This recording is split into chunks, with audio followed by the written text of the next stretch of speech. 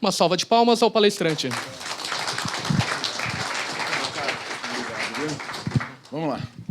Boa noite a todos, os presentes, boa noite a todas as presentes também, aos colegas que nos acompanham, os amigos que nos acompanham pela TV Cresce.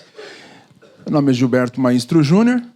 Nós vamos falar durante aproximadamente 1 hora sobre esse tema extremamente atual e polêmico, né? Que é a possibilidade ou não de, a partir de uma promessa de compra e venda de imóvel celebrado no estande de vendas, ok?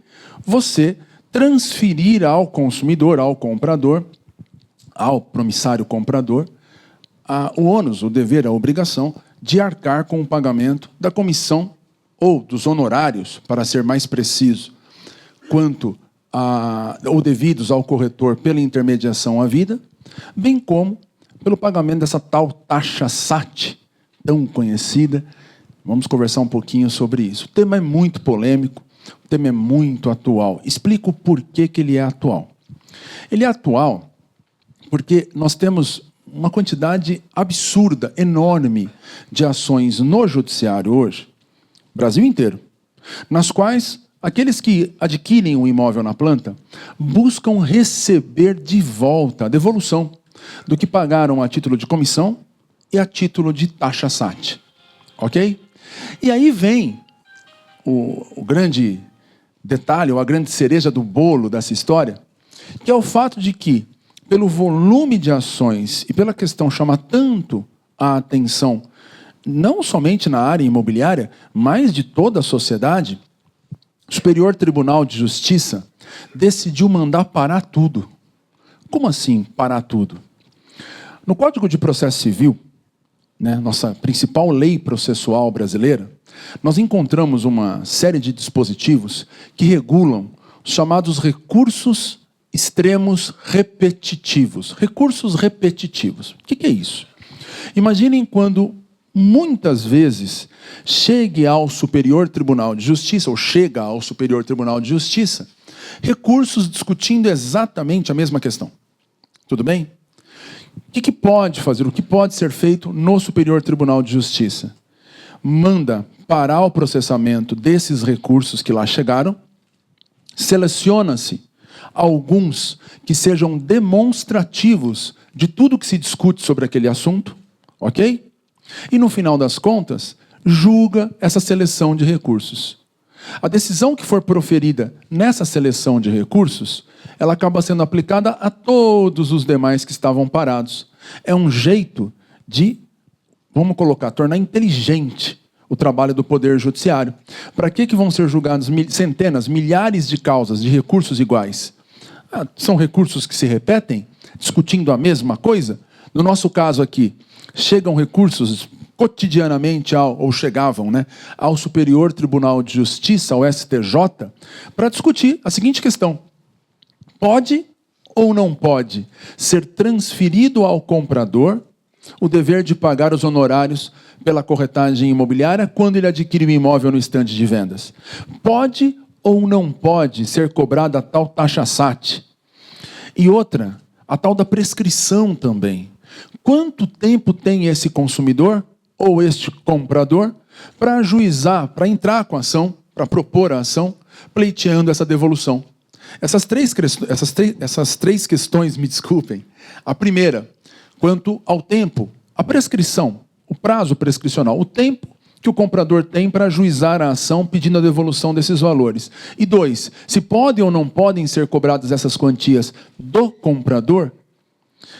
Foram fixados pelo STJ como matérias de recursos repetitivos. Então, parou tudo para que fossem julgados alguns recursos que trazem no seu conteúdo os argumentos que em todos os demais casos se discute. Qual que é a ideia? Quando isso for julgado, essa decisão vai valer, vai ser aplicada na sequência para todos os casos. E vai servir de farol. Por quê? Porque a partir de então vai ficar muito complicado de algum juiz julgar contra esse entendimento. Em outras palavras, quando o STJ julgar esses tais recursos repetitivos, e o principal deles, né, quem quiser anotar, eu acho interessante, o pessoal de casa também que nos acompanha pela TV Cresce, interessante anotar para acompanhar, é 1.551.956 de São Paulo. Recurso especial 1.551.956 de São Paulo. Quando for julgado esse caso, o que vai acontecer? A decisão nesse caso pode ou não pode cobrar, não é, do comprador essa tal comissão, entre aspas, de corretagem. É melhor falar em honorários, é mais preciso.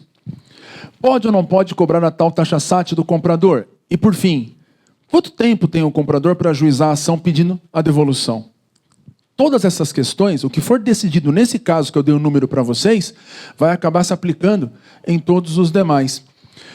Vocês, embora não atuem diretamente na área jurídica, a maioria dos colegas presentes e dos que nos acompanham pela TV Cresce, só um segundinho, me desculpem. Embora a atividade da corretagem imobiliária ela consuma o nosso tempo, a gente não consegue muitas vezes, o corretor de imóveis, né, não consegue muitas vezes se aprofundar em questões que não são tão necessárias para o dia a dia dele, né? Então, por exemplo, estudar as novidades do processo, não é verdade?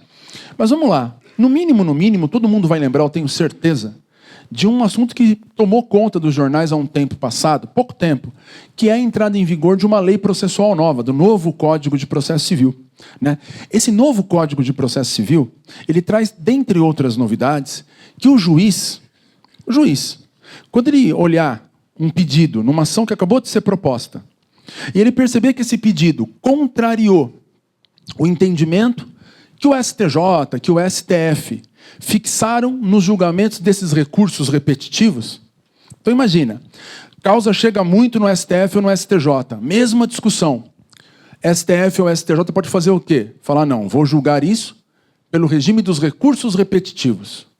Julga aquele caso ou uma seleçãozinha e aquele entendimento aplica para todos os demais casos. Tudo bem? Depois que fixar esse entendimento, segundo o novo código, além de tudo, se alguma pessoa ajuizar uma ação pedindo algo que contrarie esse entendimento que foi fixado no recurso repetitivo pelo STF ou pelo STJ, vocês sabem o que o juiz pode fazer?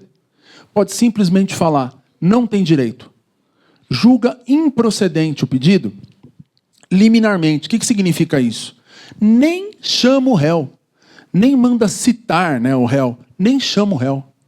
No caso, vamos dizer, digamos que o STJ conclua que pode ser transferida para o comprador a obrigação de pagar a comissão de corretagem. Tudo bem?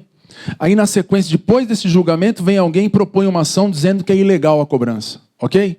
O que o juiz vai poder fazer? Vai poder falar o seguinte, olha, pode esquecer, não tem direito nenhum. Ah, mas espera aí, juiz, você nem chamou o corretor, a imobiliária, a incorporadora, a construtora, já vai dizendo assim que não tem direito, eles nem se defenderam? Não precisa, porque sobre essa questão já foi definido um entendimento num julgamento de recurso repetitivo. Da mesma forma, se o STJ definir que não pode transferir, me desculpem, praticamente certo. As ações que forem propostas terão um resultado positivo. Por quê? Porque se o juiz julgar contra, não é? Digamos que o juiz diga, não tem direito de receber de volta a comissão porque podia transferir ao consumidor. Tá ok? O relator, quem que é o relator num recurso? Quando você recorre, 3 juízes, no mínimo, que julgam o teu caso. O relator é o primeiro deles, o que pega o caso e faz um resumo do caso, um relatório do caso, para depois julgar. É o que dá o primeiro voto, o primeiro julgamento. Esse relator, ele já pode decidir mandando arrumar a decisão, reformar a decisão, para adequá-la ao que o STJ ou o STF falaram, independentemente de mandar para os outros. Então, recursos normalmente são 3 que julgam no tribunal. O juiz julga sozinho. Perdi? Recorro. Quem julga o recurso no tribunal são no mínimo 3, normalmente. Se o juiz julgar contra o que o STJ, por exemplo, decide num recurso repetitivo, segundo o novo Código de Processo Civil, está valendo já, o recurso contra essa decisão que contrariou o entendimento do STJ, firmado em recurso repetitivo, pode ser, no caso analisado e julgado, por um só. O relator fala, parou tudo. Não podia julgar assim, tinha que ter julgado igual o STJ, por exemplo. Tudo bem? Igual o que se decidiu no recurso repetitivo. Então notem como é importante isso que está acontecendo em Brasília agora. Nesse recurso que eu dei o número para vocês. Recurso especial 1551956, de São Paulo. O que for decidido nesse caso, basicamente, vai tornar certa a questão. Se falarem que não tem direito, não é? A incorporadora, o vendedor, de transferir a obrigação de pagamento da comissão ao comprador, quem ajuizar essa ação daqui para frente vai ganhar. Não tem mais discussão. E se disser que pode transferir, todo mundo que já ajuizou essa ação vai perder. Entenderam isso daí? Tá. É sério, concordam comigo? Estou falando de uma questão do nosso dia a dia, sim ou não? E de uma questão muito importante também, porque tem a ver com milhares de processos que existem Brasil afora. Tudo bem? Muito bom. O que acontece? Dezembro, dia 16 de dezembro, julgando uma medida cautelar, o que fez o ministro Paulo Sanseverino? Quem que é o ministro Paulo Sanseverino? É o relator, é aquele que dá o primeiro voto, não é? Neste recurso especial que eu mencionei para vocês. O ministro Paulo Sanseverino, ele determinou que todos os processos no Brasil, nos quais se discuta essa questão de devolução da comissão, devolução de SAT que foi paga, nos quais se discutam o tempo que se tem para propor ação a tal prescrição, todos esses processos deveriam ser suspensos. Essa decisão foi de 16 de dezembro. Foi publicada dia 18 de dezembro. A partir de 18 de dezembro, por ordem do STJ, todos os processos no Brasil em que se discute essa devolução de comissão e taxa SAT estão parados, ou devem estar parados. O juiz que tocou para frente fez errado, porque a ordem era para tudo. Tudo bem até aqui? Então ninguém mais vai propor essa ação, vamos esperar o julgamento do STJ? Não. O Superior Tribunal de Justiça, na mesma decisão, ressalvou o seguinte, olha, tem tempo para entrar com uma ação. Você se demora muito, corre risco de prescrever, não é assim? Então, ajuizem as ações. Só que você ajuizou essa ação, o juiz, a primeira coisa que ele faz é mandar suspender o processo. Então, você entra com a ação, propõe a ação para quê? Para não ter perigo da prescrição. Não pode bobear com isso. Mas, a partir de então, o processo não anda. Por que não anda? Vai esperar a decisão do recurso repetitivo. E essa decisão vai ser meio que um modelão para todos os demais casos serem julgados. Alguma dúvida até aqui? Oi? Talvez. Não certo. O colega perguntou se isso vira uma súmula. Na verdade, a rigor, não é necessário. Mas vai ser fixada o que se chama de tese prevalecente. Isso. Vou julgar baseado naquela decisão lá de cima. Isso. Exatamente. Então, note, acaba tendo até a mesma força ou até mais do que uma súmula. Tudo bem? Muito bom. O que vai acontecer na sequência? Processos todos parados, não é? Vem o ministro Paulo Sanseverino. Quem que é o Sanseverino? O relator. Tudo bem? Desse processo, desse recurso especial. E ele convoca uma audiência pública. O que é uma audiência pública? Imagine uma sessão formal lá no Superior Tribunal de Justiça, no qual as partes desse processo, desse recurso, advogados, não é? Podem ir lá e, durante 15 minutos, explicarem para os ministros do STJ, numa sessão aberta, pública, por isso audiência pública, o porquê que eles têm razão. Então foi lá, por exemplo, o advogado do comprador, não é, envolvido nesse processo, e, não vou dar nome aqui, mas ele foi lá e sustentou por 15 minutos, dizendo por que ele entendia que não podia ser transferida a cobrança da corretagem, a obrigação de pagar a comissão, entre aspas, de novo, melhor dizer, os honorários de corretagem e a taxa SAT, não é? Bem como porque ele entendia que o prazo prescricional seria de 10 anos. Ele explicou. Antes dele, quem falou sobre isso foi o subprocurador-geral da República. Foi um membro do Ministério Público Federal. que também falou, também sustentou, defendendo que não pode ser cobrado do comprador. Defendendo que aquilo que o comprador paga de comissão, paga de taxa SAT, quando adquire bem no estande de vendas, tem que ser a ele devolvido. O Ministério Público Federal foi nesse sentido que defendeu.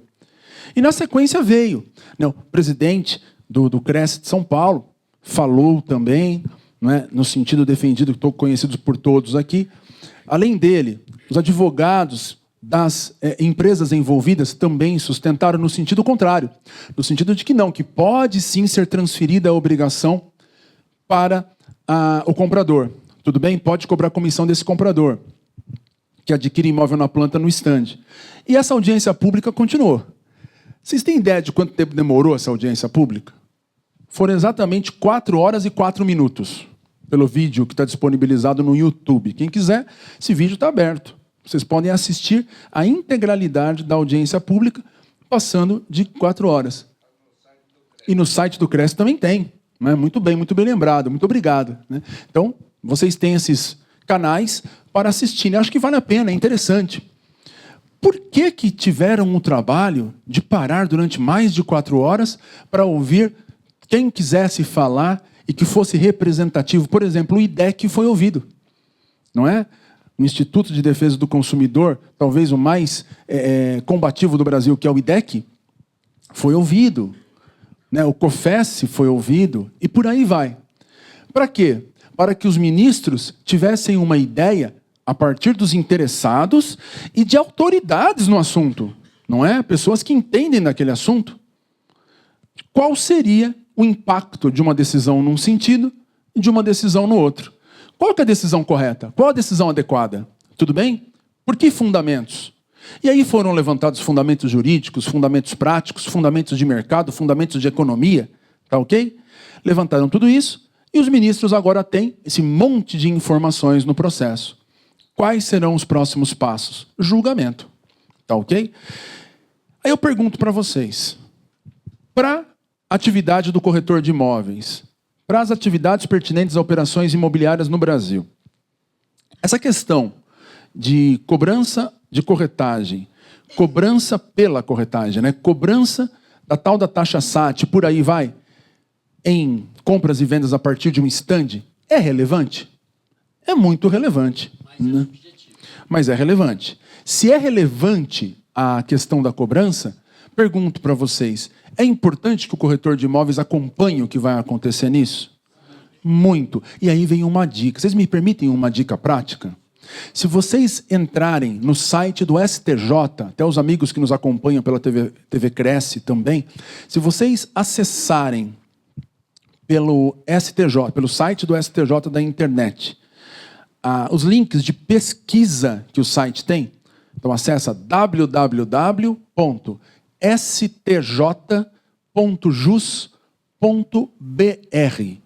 www.stj.jus.br. Vocês vão encontrar ali uma janelinha para acompanhamento processual. Digitem o número desse processo que eu passei para vocês, recurso especial 1551956 de São Paulo, ok? Lá vocês poderão se cadastrar para receber o PUSH, P-U-S-H. O que é isso? Toda vez que esse processo tiver um andamento, tiver uma novidade, pela internet. O sistema manda automaticamente para o e-mail que vocês cadastrarem a novidadezinha do processo. Por que isso é importante? O dia que sair a decisão do STJ sobre isso, vocês vão receber por e-mail a notícia de que saiu. Aí o que vocês vão fazer? Acessar de novo o site, entrar na página do processo, pesquisa, processos, digita o número. Tá ok? E aí, dentro dessa pesquisa, vocês terão condições de ler até a própria decisão que tiver sido proferida. Assim, de primeira mão, vocês saberão qual foi a decisão que o STJ proferiu, nesse caso extremamente importante para a corretagem imobiliária, a ponto do COFES ter sido chamado, ter sido ouvido, não é? Na audiência pública. Tudo bem até aqui? Então, colocado isso daqui, eu acho que deu para posicionar em que pé que está a discussão. Ficou claro para todo mundo? Espero que tenha ficado claro para os colegas que nos acompanham pela TV Cresce também. Agora, o que eu vou fazer? Eu vou salientar para vocês quais são as correntes. O que nós temos de um lado e o que nós temos do outro, para sustentar se pode ou não pode cobrar. O debate é tão intenso, repito, que foi parar nos tribunais superiores, gerou um processamento como repetitivo, olha só, com todos esses efeitos que eu passei para vocês, e principalmente um último detalhe. O debate é tão relevante que o tribunal não quis julgar com base em conhecimentos jurídicos. Eu estou falando de ministros, hein? Ministros do Superior Tribunal de Justiça, que conhecem o direito, não quiseram julgar assim de plano. Acharam prudente ouvir a sociedade numa audiência pública. Não quiseram ouvir o que todo mundo que tem o que dizer sobre isso, com autoridade, tinha para falar. Tá certo? Órgãos de representação dos consumidores e o lado das incorporadoras, das imobiliárias. Quis ouvir a corretagem imobiliária, o COFES foi ouvido, e por aí vai. Para decidir com justiça. Beleza? Vamos lá. Então, primeira corrente. Vamos começar pela corrente favorável aos consumidores. Uma corrente que é importante e que tem que ser bem estudada. Tudo bem? Porque tem sido mal interpretada. Como assim mal interpretada? Você afirmar que não pode ser transferido ao consumidor o ônus da corretagem, o pagamento dos honorários do corretor e o pagamento da taxa SAT, não significa que o corretor vai trabalhar de graça. O corretor, se trabalhou, tem que receber. Não tem conversa. A discussão aqui é quem paga. Se sai do bolso da incorporadora ou se pode transferir para o comprador. Muito bem. O que dizem os órgãos de proteção aos consumidores? Eles falam o seguinte, senhoras e senhores, que quando alguém vai num estande de vendas, o começo da conversa é esse. Quando alguém vai até um estande de vendas comprar um imóvel, ele não vai contratar corretor. Falam, quando a pessoa vai até o estande de vendas, ela passou na frente, viu o estande, ou ela recebeu um folheto, ou ela leu no jornal um anúncio, ouviu no rádio, não importa. Ela foi para o estande porque um negócio imobiliário interessa a ela e ela vai ao estande pensando, estou indo negociar diretamente com a construtora, que na verdade é a incorporadora que faz a venda, né? Ela vai nesse sentido, certo? O que acontece? A pessoa entra no estande pensando que está indo negociar diretamente com quem vai lhe vender. Nem cogita que vai ter que ser atendido por um corretor de imóveis. Chega lá, é atendida por um corretor. Primeiro, então foi para fechar um negócio de compra e venda. Nunca pensou em contratar um corretor. Quando entra no estande, ela é atendida por um corretor. Um corretor que ela não escolheu. Um corretor que, na verdade, estava lá. Um corretor que foi escolhido pela incorporadora. É o que dizem os órgãos de defesa do consumidor. Quem escolheu aquele corretor foi quem montou o estande. E quem montou o estande? Quem montou o estande foi a incorporadora, a vendedora do bem que vai ser edificado ou está sendo edificado. Legal. Então, chega lá o consumidor, é atendido por um corretor, não esperava sê-lo. 2, é atendido por um corretor que ele não escolheu.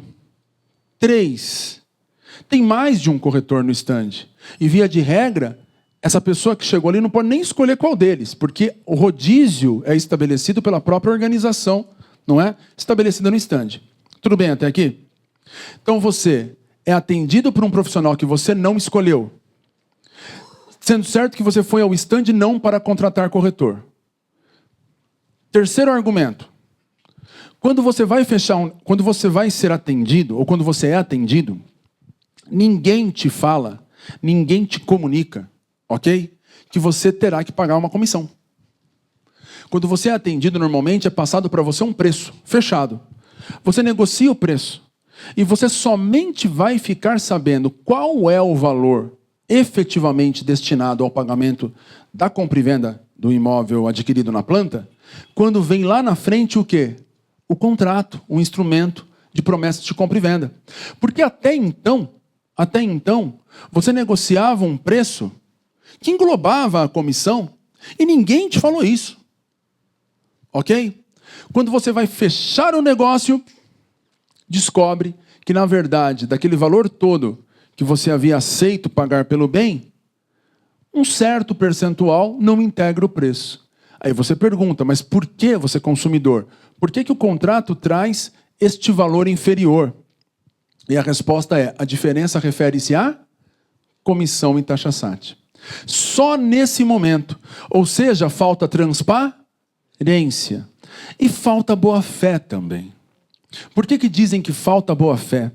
Porque vamos supor que o consumidor, depois de um ano, decida, não recebeu as chaves ainda, decida que não pode mais ou não é conveniente mais permanecer com aquele negócio. Ele tem direito de devolver o imóvel? Tem. Súmula 543 do STJ, se vocês quiserem, é interessante dar uma lidinha nisso, é um entendimentozinho do Superior Tribunal de Justiça sobre isso. A tal da súmula, a número 543, tá ok? Ela traz claramente isso, que o consumidor, que o comprador, ele tem, o promitente comprador, ele tem direito de desistir do negócio. Ele vai ter que reparar parte dos danos causados ou reparar os danos causados à outra parte. Então a incorporadora ela vai poder descontar um pouco dos valores que foram pagos a ela até então. Mas é direito do consumidor desistir desse negócio e receber parte do que pagou de volta. Distrato não. Distrato é quando as partes chegam num acordo. A gente depois aprofunda, né? Então vamos lá. Note, ela tem direito do quê? De desistir, é desistência mesmo. Ela desiste do negócio e vai receber de volta uma parte do que ela pagou. Tá certo? Isso, o Superior Tribunal de Justiça já colocou uma pedra em cima. Pode. Tudo bem? Desisto e recebo uma parte do que paguei. Uma parte do que paguei pelo quê? Pelo preço. Concordam comigo? Aí vem os órgãos de defesa do consumidor e salientam o seguinte. Vamos supor, não é? Que alguém tenha pago 50 mil reais de entrada ali, no ato, pela compra de um imóvel para entrega futura. Comprou um apartamento no stand, não é? Muito bom. O que vai acontecer? Desses 50 mil, por exemplo, 40 referem-se à comissão e taxa SAT. Tranquilo? 10 mil reais só compõe o preço. Depois passa o tempo, vai pagando as prestações, essa pessoa chegou a pagar 100 mil reais ao total. Tudo bem? Aí desiste. Quando desiste, ela pleiteia a devolução do que pagou em parte, sim ou não? Pode lá haver uma retenção de um percentual, depois a gente discute isso, mas ela vai poder pleitear a devolução de parte do que pagou. Na verdade, a devolução do que pagou com um desconto de um percentual para ressarcir os danos sofridos pelo incorporador. Tudo bem? Tá. Quanto que pagou? 100 mil. Só que de preço foram só 60. Na hora que ela pleiteia a devolução, a incorporadora vira e fala, tudo bem, a base do meu cálculo para devolver não são os 100 mil, são os 60. Porque os outros 40 você não pagou para mim. Você pagou a título de comissão e de taxa SAT. Preço, que é o que você tem direito de receber de volta em parte, né? Foram só 60 mil. Mas o consumidor pagou 100. Ok? Aí alegam, sustentam os órgãos de defesa dos consumidores. Falam assim, ó, perceba que há diferença sim entre você pagar 500 mil reais, por exemplo, sendo 500 mil do preço, ou 500 mil reais sendo 480 do preço e 20 de comissão. Por quê? Porque se houver lá na frente a intenção do consumidor de desistir do negócio, parte do que ele tem que receber de volta ele não vai receber. Entenderam? Então falta boa fé, dizem os órgãos de defesa do consumidor. Porque se desde o começo tivesse sido muito claro tudo, tá ok? Ainda assim teria problema, mas pelo menos o consumidor, né, tem uma noção do que ele está fazendo. Normalmente ele só fica sabendo disso na hora de fechar o negócio. toda a negociação é feita sem ninguém destacar o que é comissão, o que é preço e por aí vai. Ok? Então falta também boa-fé. Entenderam isso? Aí vem mais um argumento ainda. E pior, digamos que na hora do fechamento o consumidor vira e fala assim, não concordo. Não concordo. Eu nunca quis contratar corretor. Quem contratou o corretor foram vocês. Foi a incorporadora. Então vocês que paguem a comissão. Eu não concordo em pagar diretamente essa comissão. Qual que é a consequência? Ele não compra o apartamento. É o que dizem os órgãos de defesa do consumidor. Ou seja, ele é obrigado, no final das contas, a contratar uma corretagem que ele não queria, que a rigor não lhe foi oferecida, lhe foi imposta, não é? Como condição para poder comprar aquilo que interessava e foi oferecido a ele, que era o imóvel para entrega futura. Se é isso que acontece, dizem os órgãos de defesa do consumidor, aqui tem o que se chama venda casada. O que é uma venda? Ou eu prefiro falar operação casada. O que é isso? Exatamente. Você só vai poder comprar ou adquirir um produto no mercado de consumo se você também adquirir outro. Você não consegue apenas adquirir aquilo que lhe foi ofertado. Para você adquirir aquilo que lhe foi ofertado, você tem que adquirir aquilo e mais alguma coisa. Mas não me interessa essa outra coisa. Eu quero só o que me ofertaram. Me desculpe, é tudo ou nada. Venda casada. Isso, segundo, até interessante anotar também, é bom saber isso daí, segundo o artigo 39, inciso 1 do Código de Defesa do Consumidor, artigo 39, inciso 1 do Código de Defesa do Consumidor, consiste em cláusula, condição contratual abusiva. Abusiva. Tudo bem? Aí tem um outro artigo do Código de Defesa do Consumidor, que é o 51, inciso 4. 51, inciso 4. Tudo bem? Que traz que toda vez que eu tenho uma cláusula abusiva, essa cláusula é nula. Nula. Então vamos lá. Venda casada, 39, inciso 1 do Código de Defesa do Consumidor. Abusividade. 51, inciso 4. Toda cláusula abusiva é nula. Se é nula, não pode ter efeitos. Se não pode ter efeito, o que tornou a venda casada? A imposição da contratação da corretagem. Sim ou não? Se essa corretagem, se essa imposição é nula, o que eu paguei pela corretagem tem que ser devolvido.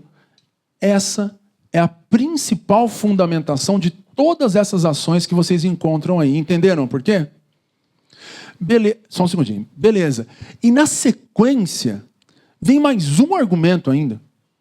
Só que esse não aparece em todas as ações, nem em todas as decisões, tá? De vez em quando ele é levantado, que é o seguinte. A rigor, defendem os órgãos de proteção aos consumidores e sustentou isso o Ministério Público Federal, hein? Nessa audiência pública. A rigor, o corretor, quando ele está ali no estande de vendas, ele sofre uma desnaturação, quase que uma descaracterização das suas funções. Por quê? Diz o Ministério Público Federal, sustentam os órgãos de defesa do consumidor e por aí vai. Acontece o seguinte, corretor, segundo o artigo 722 do Código Civil, 722 do Código Civil, ele tem que ser independente. O corretor tem que ter atuação independente. Tudo bem até aqui? Ele é o típico profissional liberal. Atuação independente. Tranquilo? Quem contratou o corretor? A incorporadora. Quando ele está ali no estande, está no estande de vendas, né, ele atua como? Com independência ou atua, na verdade, seguindo as orientações da incorporadora?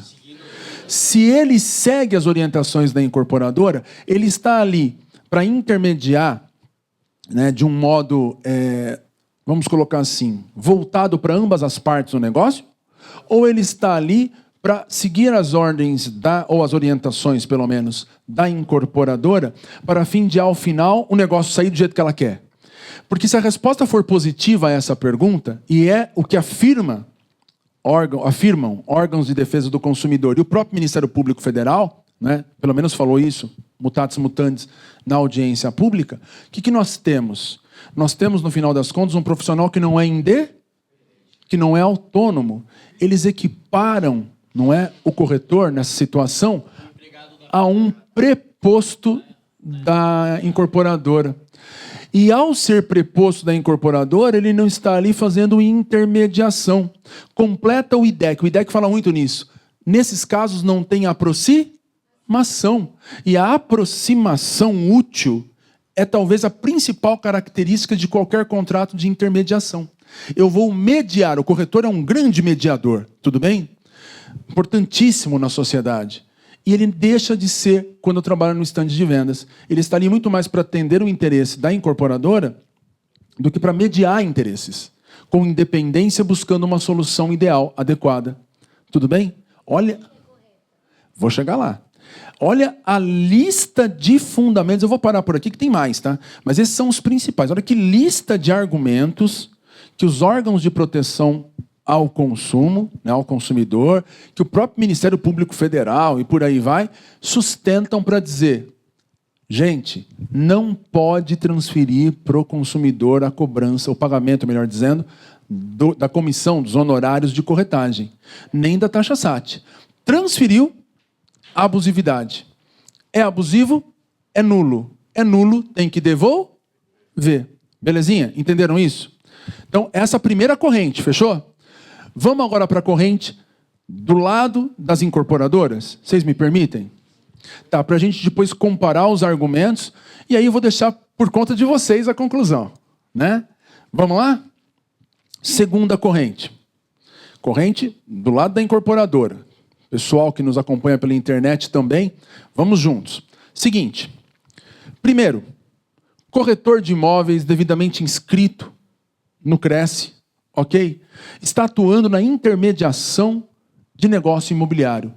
Não deixa de fazê-lo quando está no estande de vendas. Por que não deixa de fazê-lo quando está no estande de vendas? Por um motivo muito simples. Via de regra, a incorporadora é pessoa natural, pessoa física, ou pessoa jurídica? Jurídica. Sustentam que se é pessoa jurídica que está vendendo, não pode vender sem corretor. Porque qualquer pessoa que for falar pela pessoa jurídica estará, na verdade, sendo alguém contratado. Imagina, eu sou diretor de uma pessoa jurídica, de uma empresa, de uma sociedade, tudo bem? E eu coloco a minha secretária para atender os telefonemas dos interessados na venda de um imóvel que pertence à minha empresa. O que a minha empresa está fazendo? O que a secretária está fazendo? Exercício ilegal da profissão. Ela está, basicamente, sendo uma terceira que está intermediando o negócio imobiliário. Concordam ou não? Tem lógica, não tem? O argumento é bom, gente. Vamos ser isento. Os primeiros argumentos da primeira corrente são bons, não são? Agora vamos ver os dessa segunda corrente. São bons também. Quer ver? Olha só, não pode. Então, se a incorporadora é pessoa jurídica, ela vai colocar alguém para atender no estande, só pode colocar alguém que possa fazer intermediação imobiliária. Logo, o consumidor, quando ele adentra ao estande, ele tem que saber, ou pelo menos espera-se que saiba, não é? Que ele vai ser atendido por um corretor. Não poderia ser outra pessoa. Aí alguém pode dizer, mas o consumidor não tem esse conhecimento. Pois é, mas vocês sabiam que ninguém pode se defender dizendo que não conhece a lei? Pode alegar que não conhece. Ninguém pode. Está no artigo 2º da lei de introdução. Ninguém pode alegar que fez algo ou deixou de fazer por não conhecer a lei. Se é lei que impõe e regulamenta a profissão de corretor de imóveis, não pode o consumidor falar assim, olha, note bem, fui enganado, não sabia que seria atendido por um corretor. Só pode ser atendido por um corretor. Isso decorre de lei e você não pode dizer que não conhece. Tudo bem? Tranquilo? Então notem, olha só, dando sequência. Esse é o primeiro argumento. Segundo argumento, o corretor atendeu? Só poderia ser corretor. Atendeu. Fechou o negócio? Fechou. Artigo 725 do Código Civil. O que traz o 725 do Código Civil, gente? Está escrito lá.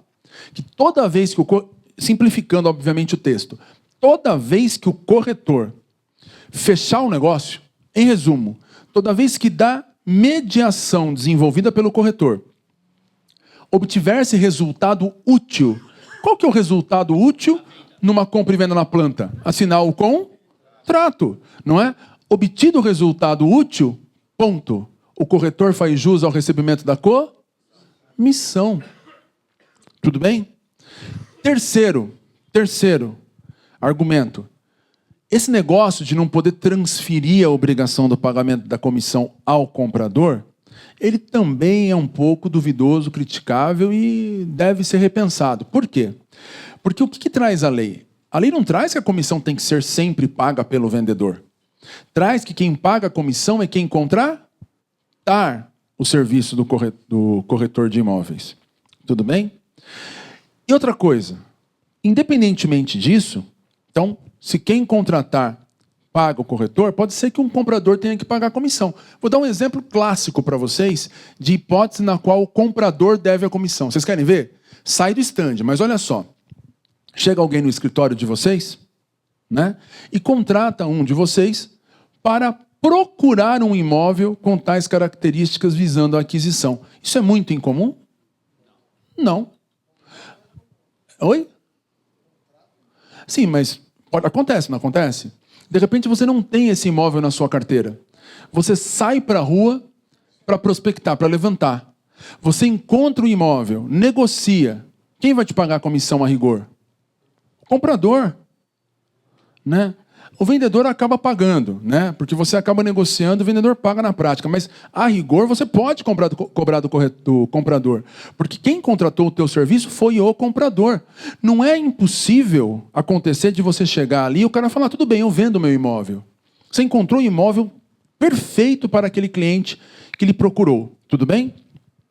O proprietário diz, tudo bem, vai, eu vendo. Quero tanto. Certo? Só que é o seguinte, eu não pago a comissão. E não autorizo que haja nenhum tipo de overprice. Nem precisaria falar isso, que não pode mesmo, né? Mas vamos lá, tudo bem? Você vai fazer o que? Você vai perder um negócio? Você vai virar para o seu cliente e falar assim, olha, encontrei o imóvel, custa tanto, só que comissão o senhor quer me pagar. A rigor, daria até para ter acertado isso no contrato inicial já. Eu vou procurar, deveria ter sido acertado no contrato inicial. Então pode. Nada na lei impede de criar-se uma situação contratual na qual o comprador é que deve a comissão. Ficou claro isso? Tá.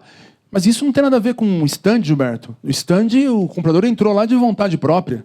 Como você falou no começo, que é sustentado pelos órgãos de defesa do consumidor, dentre outros. É verdade. Mas note, olha onde essa informação é importante. Não é impossível, não é proibido, não é vetado no sistema. O sistema não impede, não é vetado pelo sistema, que haja essa possibilidade, não é, de você convencionar com o comprador, que foi o seu contratante, o pagamento da comissão dos honorários do corretor de imóveis. Ponto. Vamos guardar essa informação. Qual informação vem na sequência? A seguinte: comprador e vendedor são maiores? De toda forma, são capazes? Os direitos que estão sendo discutidos são direitos disponíveis? São. Isso é um negócio particular. Nada impede que as partes negociem que quem vai pagar a comissão é o outro. Até porque não muda nada, segundo as incorporadoras, segundo a maioria das imobiliárias, segundo posicionamento de alguns juízes, não é? De uma parte da jurisprudência. Por que não muda nada? Vamos supor que o STJ, naquele recurso repetitivo, conclua no final das contas que não pode ser transferido ao comprador o dever de pagar a comissão. Tudo bem? Qual vai ser a consequência prática? Consequência prática é que vai ser embutida. Na verdade, o comprador vai pagar a mesma coisa. Se não pagar mais, hein? Se não pagar mais ainda. Vai pagar a mesma coisa.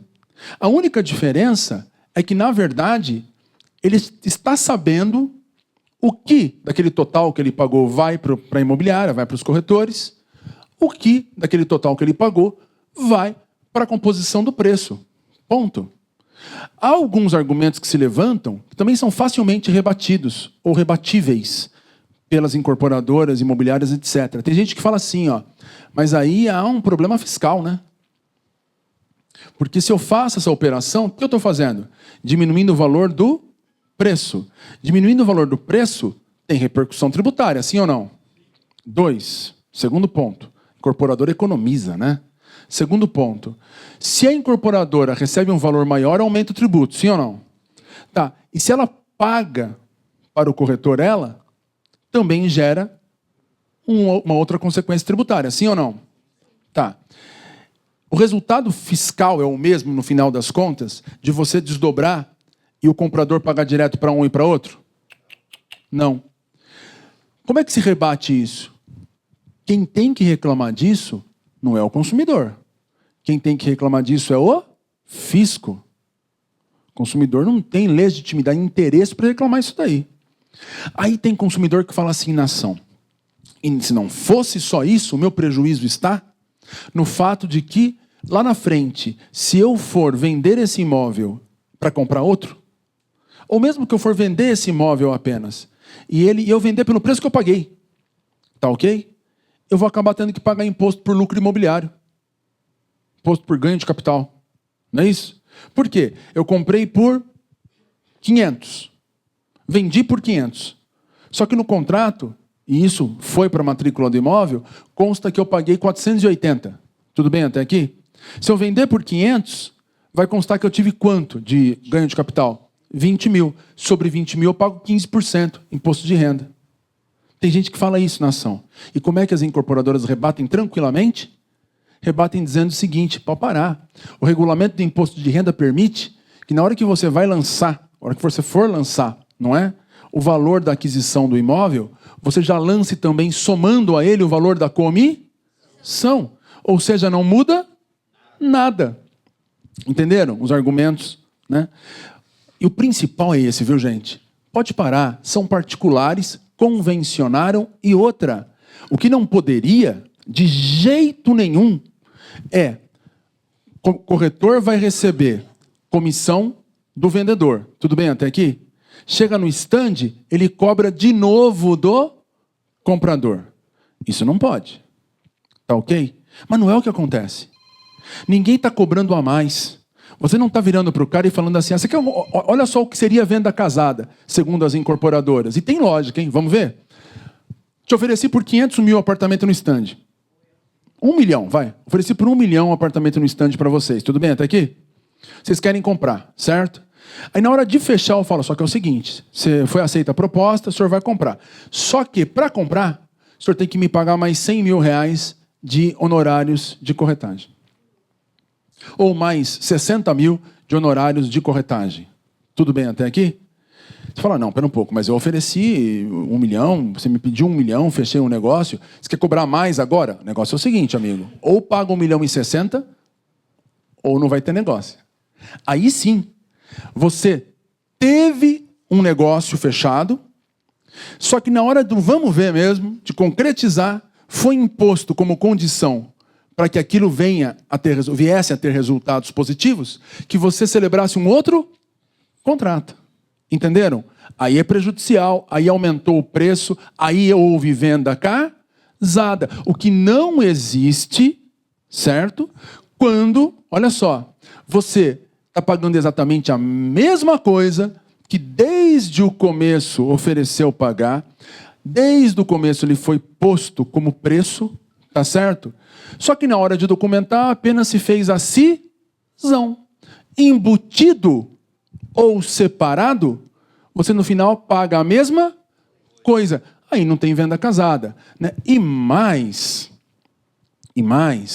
fecha-se os argumentos, dizendo assim, nesse tipo de situação você tem a verdadeira transparência. Vocês lembram que lá atrás um dos argumentos é que falta transparência? Aqui você tem mais transparência. Por que você tem mais transparência? Porque você sabe exatamente o que está sendo pago. Entenderam? 2 grupos de argumentos. Vamos lá, gente. Dos 2 lados. São poucos argumentos? São ruins os argumentos? Dos 2 lados são bons.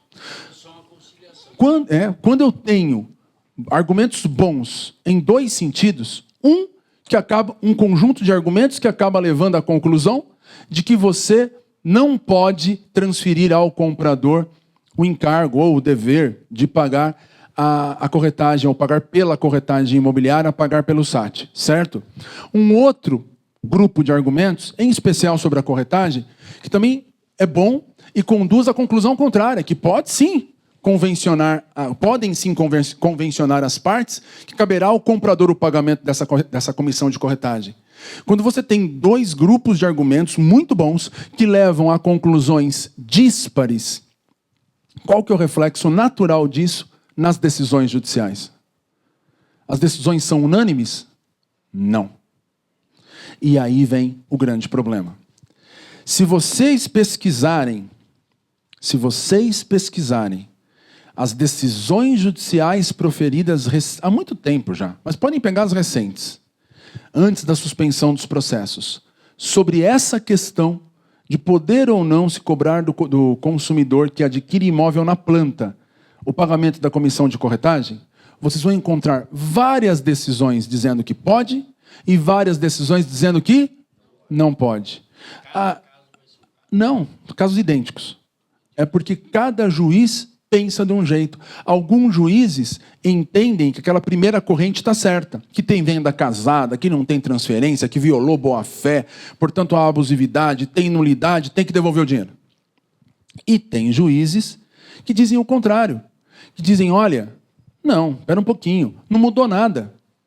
Ou pagaria embutido ou paga desdobrado, está até mais transparente o negócio entre particulares, foi feito e teve resultado útil, tanto que atendido pelo corretor de imóveis, acabou, no final das contas, o comprador conseguindo assinar o contrato, pagou o sinal, entenderam ou não?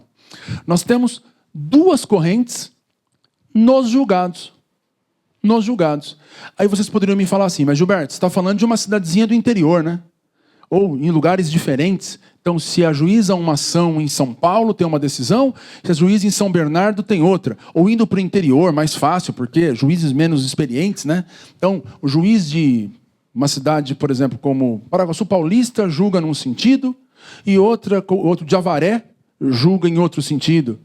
Né? Locais diferentes, de repente pensam diferente, né? Se vocês fizerem uma pesquisa em São Paulo, no Fórum Central, pega o Fórum Central, aqui na Praça João Mendes, ok? Pega lá. Analisarem as decisões sobre esse tipo de questão, vão ter vários juízes de várias varas que vão julgar dizendo que tem que devolver para o consumidor o dinheiro, e vários juízes de outras tantas varas do mesmo fórum que julgando no mesmo dia causas idênticas vão dizer que não tem que devolver. Porque a questão está em aberto. Uns concordam com os argumentos de uma corrente, outros concordam com outra. Estou falando de São Paulo, a maior cidade da América do Sul, hein? Da América Latina, né? Tudo bem?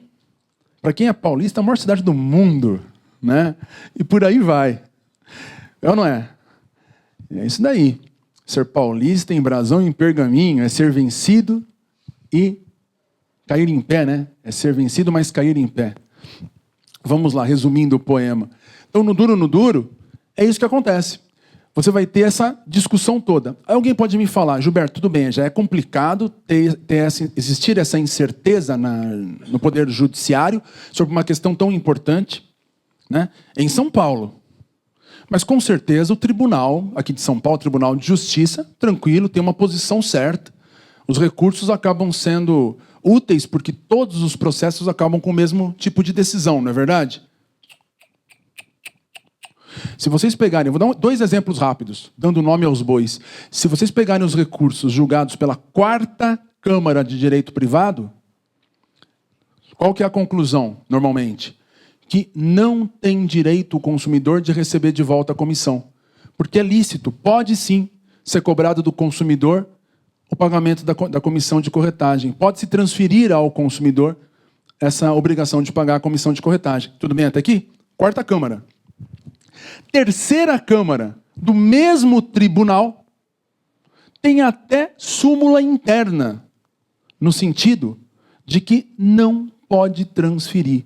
É venda casada, é abusividade. Se o consumidor pagou a comissão, tendo comprado um imóvel a partir do estande de vendas, no estande de vendas, ele pode ajuizar a ação que ele tem direito de receber de volta. Sabe o que isso significa? Sabe quem, no final das contas, decide a sorte do consumidor? E da incorporadora, e por aí vai, a imobiliária. O distribuidor. Porque é por sorteio que vai para um juiz ou para outro, para uma câmara ou para outra. Se você, às vezes por 1 minuto, eu recorri agora. 1 minuto depois veio outro e recorreu. Tudo bem? O meu caso vai para uma câmara, o outro caso vai para outra. Às vezes por 1 minuto, o sorteio me manda para uma câmara, como a 4ª, por exemplo, de São Paulo, que, majoritariamente, costuma decidir no sentido favorável às incorporadoras, dizendo que, quando eu falo em favorável, não quero dizer para favorecer. Decide entendendo que realmente pode haver essa transferência. Tá ok? O consumidor pode ser instado validamente, licitamente, a pagar comissão por esses argumentos todos que eu passei para vocês. Tudo bem? E se cair na outra, terceira, por exemplo, favas contadas, hein? Caiu na terceira... A gente até brinca, de vez em quando, com os clientes e fala assim, ó, caiu na terceira câmara, fica tranquilo que você vai receber. Porque tem até súmula interna, é um enunciado, um entendimento consolidado sobre esse assunto já. Quem quiser pesquisar, é enunciado 38 da terceira Câmara de Direito Privado do Tribunal de Justiça de São Paulo. É no sentido de que não pode cobrar do consumidor, do comprador. Tudo bem? Desculpa, mas aí tem rodízio também, igual tem na incorporação. Mas mesmo assim... Não, mas mesmo assim é bem fechada a posição. É bem fechada a posição. Então, concluindo, né? Olha só como é complicada a situação. Aí sobem esses recursos, no final das contas, do Brasil inteiro, para o tal Superior Tribunal de Justiça. É por isso que o Superior Tribunal de Justiça mandou parar tudo, porque não é certo. Não é certo, gente. Imagina o seguinte, eu e... Qual é o seu nome mesmo, querido? E o Cardenoto, nós fomos juntos, somos amigos, fomos juntos ao estande de vendas. Compramos apartamento final 1, do 4º andar. 411, 412, lado a lado, Cardenoto. Fechou? Beleza. Aí o que acontece? Nós dois acabamos decidindo desistir do negócio. Ou nem isso, vamos manter o negócio, mas queremos receber de volta a comissão. Procuramos o mesmo advogado, que redige a mesma petição, mudando só os dados meus para os dados do Cardenoto e o número final do apartamento, porque o resto é idêntico, o contrato é idêntico. Tudo bem até aqui? O valor é idêntico. Certo? Ele entra com uma ação, entra com outra. Uma ação cai na primeira vara, de certo local. Outra ação cai na segunda vara, de certo local. Passados 2 anos, ele liga, 1 ano, ele liga para o Cardenoto e fala, Cardenoto, ganhamos. 1 semana depois ele liga para mim, Gilberto, perdemos. Como? É justo isso? Então, o que faz o STJ? Reconhece esse problema e fala, parou tudo, vamos colocar um ponto final. A regra tem que valer para todo mundo. Os iguais devem ter os mesmos direitos reconhecidos. Beleza? E é nesse ponto que a gente está hoje. Processos todos parados. Né? Outra questão interessante, já encaminhando para o fechamento, mas outra questão interessante que nós temos nessa discussão toda é a seguinte, importante. Como é que fica para as incorporadoras organizarem a planilha de custo, etc. e tal? Se ela não sabe, no final das contas, não é? Qual vai ser a decisão do Poder Judiciário? Afinal de contas, pode ou não pode transferir? Eu não transfiro. Eu tenho que pensar numa estratégia, certo? Eu transfiro. A estratégia já é outra e é mais favorável. Se o Poder Judiciário diz que eu posso, que os meus argumentos estão corretos, eu continuo transferindo. Se ele diz que eu não posso, eu não transfiro mais. Agora, e se ele diz às vezes que eu posso e às vezes que eu não posso, como é que fica? Vocês entenderam? Como é importante realmente o Poder Judiciário resolver essa questão? E é nesse ponto que nós estamos, e por isso que é importante acompanhar esse julgamento do recurso que eu passei para vocês. Se cadastrem no push, tudo bem? Então, essas são as duas correntes e os fundamentos da comissão de corretagem, e este é o atual cenário sobre essa discussão. Além disso, tem a tal da SAT, ou o tal do SAT. A gente chama de ASAT porque é taxa SAT, né? Se for falar só SAT, o ideal é falar o SAT, porque o S significa serviço, né? Os serviços de assistência técnica imobiliária. Tudo bem? Esse já é um pouco mais complicado. Quase todo mundo... Existem decisões no sentido de dizer que é válido. E tem até, no caso, questões de reconhecimento do próprio Ministério Público de São Paulo, no sentido de que, dependendo de como for celebrado o negócio, pode. Tudo bem? Mas vamos pensar em justiça. Aqui, quase todo mundo já decidiu, no sentido de que não pode.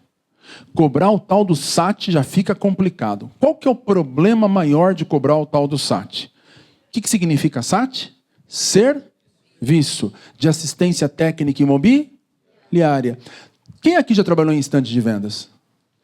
Que serviço é esse? O que os tribunais costumam dizer, os juízes costumam dizer, é que não tem serviço nenhum.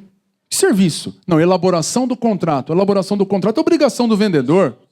Você não pode cobrar isso do consumidor. Pera um pouco. Ah, não, você foi atendido por um advogado que estava disponível no estande de vendas. Olha, eu sou professor universitário. Já há mais de uma década. Eu tenho muitos ex-alunos que acabaram de se formar, ou acabam de se formar, né? E entre as primeiras oportunidades que tem é aquele biquinho no estande de vendas, certo? Olha, eu conheço gente que não entende nem de ação de despejo. Quando mais de documentação imobiliária num negócio complexo que envolve incorporação, compra e venda, financiamento, né?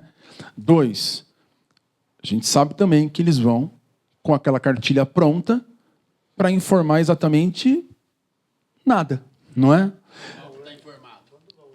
Quando vão. Isso em regra. Tem locais, tem estandes nos quais a coisa é bem feitinha, que realmente existe um serviço disponibilizado? É óbvio que existe. Mas a regra não é essa e todos vocês, pelo que eu percebi aqui, concordaram comigo. Se vocês que estão ali no dia a dia concordaram, quem sou eu que falou o contrário, né? O fato é que isso que eu estou colocando para vocês não é a minha opinião, tá? Isso é o que as decisões judiciais trazem. Reconhecimento de que, inclusive, costumam trazer assim, ó, todos sabem disso. É de conhecimento geral, que não existe o serviço. Não tem serviço nenhum que justifique a cobrança. Deu para entender? E por isso, quanto à cobrança da taxa SAT, né, até o próprio Cresce, salvo engano, tem posicionamento nesse sentido. Não dá. Tudo bem? Aí realmente cobrou, a tendência é que o consumidor receba de volta. Recolhida não paga, né? Depende. Tem situações nas quais ela é paga para a própria imobiliária. Tem locais que ela é paga para uma empresa terceira que presta serviços de assessoria imobiliária. Só que o negócio é tão avacalhado, às vezes, né? Eu não vou dar nomes aqui por uma questão de respeito, né? Mas olha só, todos nós sabemos que tem empresas, né, que, no caso, são 3 CNPJs diferentes, tá? Mais 1, incorporadora. 4 CNPJs diferentes. Às vezes, 1, incorporadora, 2, construtora, 3, imobiliária, 4, empresa de documentação imobiliária, fazem todas partes do mesmo grupo. Quando não, tem como sócia de todas a incorporadora. Você puxa a ficha cadastral junto à Jusesp, você encontra lá assim, ó, sem brincadeira, sério mesmo. Você encontra lá, tal empresa SA, tudo bem? É a incorporadora. Aí vem. Pega a imobiliária. No quadro societário, dentre os sócios, está a incorporadora.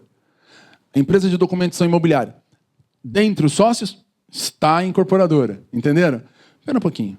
Na verdade, está na cara que aquilo ali foi uma estrutura empresarial armada, né? Ou organizada, vamos colocar assim. Armada é muito feio, né? Organizada, para quê? Para poder cobrar. Pensem comigo. Não, aí não chega muito. O Menezes foi na veia. Mas olha só como é interessante o negócio, isso é fato, tá? O que significa o corretor? É um profissional liberal, importantíssimo para o mercado econômico. Nós temos a certeza absoluta de que os corretores de imóveis responderam por grande parte do desenvolvimento de muitas cidades. Sem os profissionais da corretagem imobiliária, tenho certeza que o desenvolvimento econômico seria muito mais difícil. A função social do corretor de imóveis é inegável, é muito importante, muito grande. Notem, e são profissionais eminentemente liberais e, por conceito legal, artigo 722, independentes. Sim ou não? Tá, muito bom. Que servem para mediar, sim ou não? Então eles podem se confundir com comprador ou vendedor? Não. Como é que eu posso ter como intermediária uma empresa do setor que, na verdade, me tem como sócio? Teve intermediação, teve a independência. Você já Então, nesse tipo de coisa, normalmente os juízes se pegam. Fala, peraí, cadê a independência? Deu para entender? Às vezes o negócio passa porque não é alegado, né? Agora, pega um advogado um pouquinho experiente, conhece esse tipo de ação, a primeira coisa que ele faz é levantar toda a documentação pertinente, não é? A estrutura, aos quadros societários de todas as empresas envolvidas. Demonstra que há uma relação umbilical, visceral entre as empresas, forma grupo econômico, todo mundo responde por tudo, entendeu? Então é complicadinho isso daí, certo? Então, SAT tem realmente hoje um posicionamento mais tranquilo, no sentido de que não dá. Teria que provar exatamente qual que foi esse serviço e mais. Provar que ele não foi imposto. Não é? Não dá. O que acontece hoje em dia, no mais das vezes, eu quero ressalvar que há exceções, no mais das vezes não justifica a cobrança mesmo. A corretagem é outra conversa. Que nós temos aí dois, realmente, grupos de fundamentos antagônicos, mas bastante interessantes, e que vai depender muito da orientação de quem julga, não é? De quem procede ou profere o julgamento. Eu tenho minha opinião pessoal, prefiro não consignar, para não poluir a reflexão de vocês sobre o que a gente falou hoje, né? Que eu entendo que quando a gente, sobre um tema técnico como esse, em que nós temos que tratar de forma resumida em um pouco mais de uma hora, já estou há mais de uma hora falando, ele pode, no final das contas, ser poluído e estragado se você dá a sua posição cabal. Eu concordo com tal corrente. Então eu preferi pontuar para vocês no máximo de detalhes possível cada uma das correntes, para que vocês saibam que aqui não tem certo e errado num primeiro momento. Vocês vão se filiar a um lado ou a outro, não é? Mas que vocês tenham condições de saber se filiar, né? Mesmo que na vida profissional vocês sustentem uma posição, dentro de vocês vão ter ali a convicção de qual que é a corrente certa, não é? É por aí. E tá, uma última coisa, para a gente encerrar, eu vou estourar mais um pouquinho, viu, meu caro amigo? Mas é rapidinho, eu prometo. É para pontuar a outra questão que é discutida neste recurso repetitivo. Falei para vocês da prescrição também, não falei? Quais são as correntes? 3 anos, 5 anos ou 10 anos? Há quem diga que, por ser uma relação de consumo, nos termos do artigo 27 do Código de Defesa do Consumidor, o prazo prescricional seja de 5 anos. Que é a pior de todas as correntes. Por que é a pior? Aqui eu vou me posicionar. É a pior de todas as correntes. Por que a pior de todas? Porque, na verdade, esses 5 anos do artigo 27, eles têm do Código de Defesa do Consumidor. Ele se refere ao tempo, ao prazo que você tem para ajuizar uma ação, pleiteando o quê? Uma reparação de danos, uma indenização, certo? Decorrente de vícios do produto ou do serviço. Quando a gente fala de devolução da comissão paga, né, dos honorários de corretagem pagos, sinceramente, a gente está falando de vício? Não tem vício. O que tem aqui é uma cobrança indevida, se é que é indevida. Certo? Tudo bem? Então, primeiro ponto é esse. Legal. Então sobra o quê? Sobra o artigo 206 do Código Civil. E tem gente que fala 206 do Código Civil, né? Por quê? Se eu cobro uma coisa de vocês e vocês não devem para mim, eu cobrei de vocês algo que vocês não devem para mim, e eu recebi. Vocês concordam que eu recebi sem ter merecimento? Se não era devido, eu recebi de modo indevido. Se não era devido, eu recebi sem uma causa. Concordam? Eu tive um enriquecimento sem causa. Quando alguém tem enriquecimento sem causa, o prazo para você pleitear a devolução do dinheiro é 3 anos. 3 anos. Está no artigo 206, parágrafo 3º do Código Civil. Tudo bem até aqui? Agora, será que é isso que acontece? Sabe por quê? Enriquecimento sem causa não tem muito a ver com contrato. Ou pelo menos não é essa a intenção. Tá legal? Quando a gente fala nessa situação toda de ter que devolver ou não ter que devolver a comissão, Nós estamos falando de um pagamento que é afirmado indevido. E o Código Civil não traz nada sobre isso, de qual seria o prazo para você cobrar a devolução de um pagamento indevido. Tudo bem? Quando o Código Civil não traz um prazo para você ajuizar uma ação, ele diz que para você ajuizar você terá 10 anos. Quando o Código, artigo 206, ele traz um monte de hipóteses. Ação para isso, ação para aquilo e dá os prazos. De 1 ano a 5 anos. Tudo bem? Então tem aquela corrente que fala 3 anos, porque você está discutindo enriquecimento sem causa. E a questão do enriquecimento sem causa está mesmo no 206, parágrafo 3º, inciso 4. Tudo bem? Só que enriquecimento sem causa normalmente não se dirige a uma questão contratual como essa. Né? Então o que diz, não é uma outra corrente interessante, aqui em São Paulo era majoritária até, diz assim, eu não estou discutindo enriquecimento sem causa, estou discutindo pagamento indevido. Então não tem nenhuma previsão no 206. Quando o 206 do Código Civil, artigo 206, não traz expressamente a situação, eu tenho que ir para o 205. Traz assim, ó, nas demais hipóteses, 10 anos. O que hoje está sendo discutido no Superior Tribunal de Justiça nesse mesmo recurso? Tudo bem, se nós concluirmos que não pode ser transferido ao consumidor esse pagamento, que ele tem direito de receber de volta, tudo bem? Quanto tempo ele tem para exigir essa devolução? 10 anos. 10 anos ou 3? A questão está aberta. Aqui em São Paulo, era majoritário o entendimento dos 10 anos. Em Brasília, 3 anos. Perceberam? Então vamos uniformizar também. Essa é uma outra questão que estava sendo discutida. E uma última questão que está sendo discutida, estava ou não está? E uma última questão que está sendo discutida no mesmo recurso especial repetitivo, não é? Aquele 1551956 de São Paulo, é a seguinte: a incorporadora tem legitimidade para responder por essa ação, por essa devolução? Sabe por quê? Eu comprei um apartamento na planta. Eu paguei a comissão direta para a imobiliária. Tudo bem? Ajuizei a ação, reconheceu o Poder Judiciário que não podia haver essa transferência, quem tinha que pagar era o vendedor. Ok? Então tá, minha pergunta é, eu vou cobrar de quem isso? Da incorporadora? Da imobiliária que recebeu o valor? Dos corretores que participaram do rateio?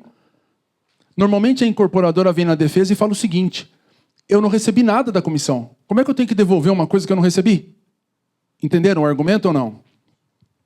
O que falam os consumidores? Tem que devolver porque você fez parte de uma rede contratual. Vários contratos que só existiram para o seu negócio funcionar.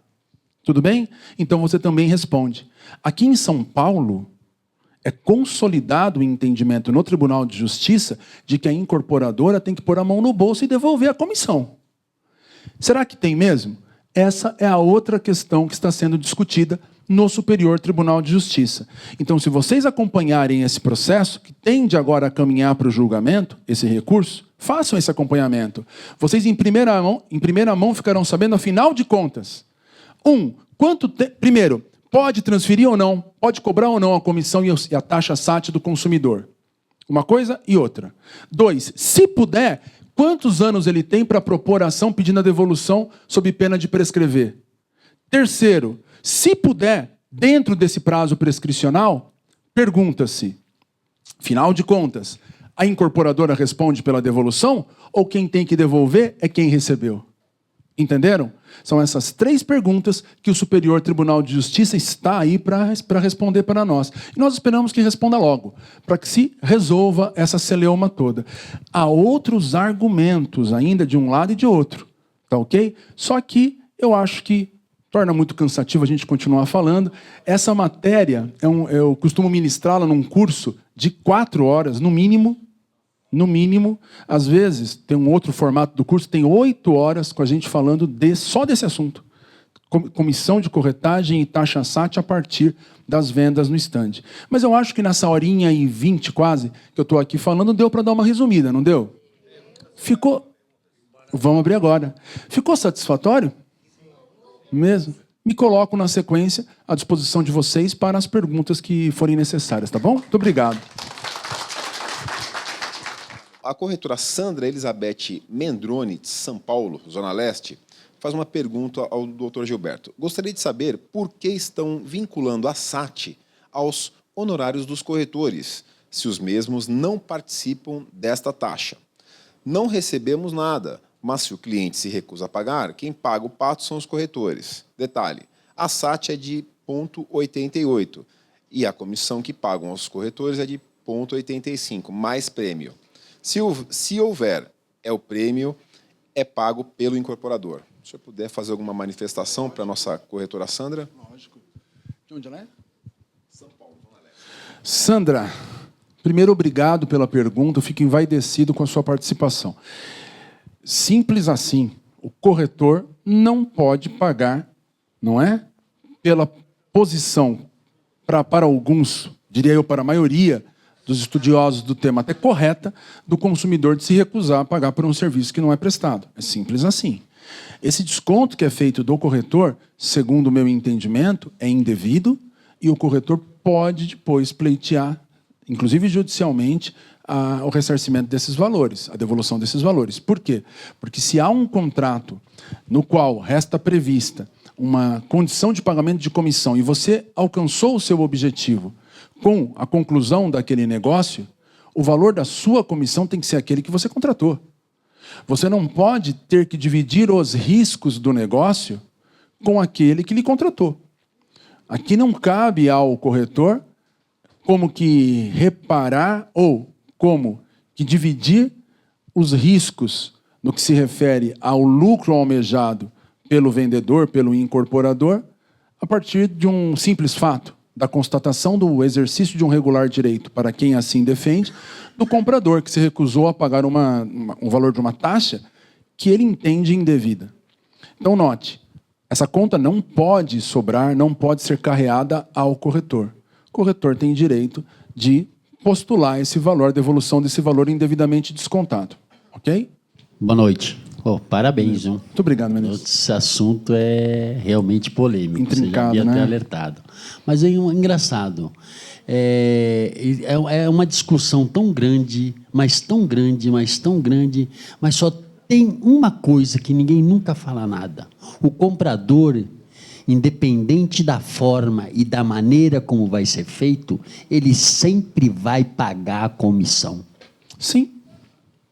Sim, nós comentamos. Sempre, sempre. Ou embutida, né? Em qualquer situação, Verdade. o dinheiro da aquisição do bem vem do comprador.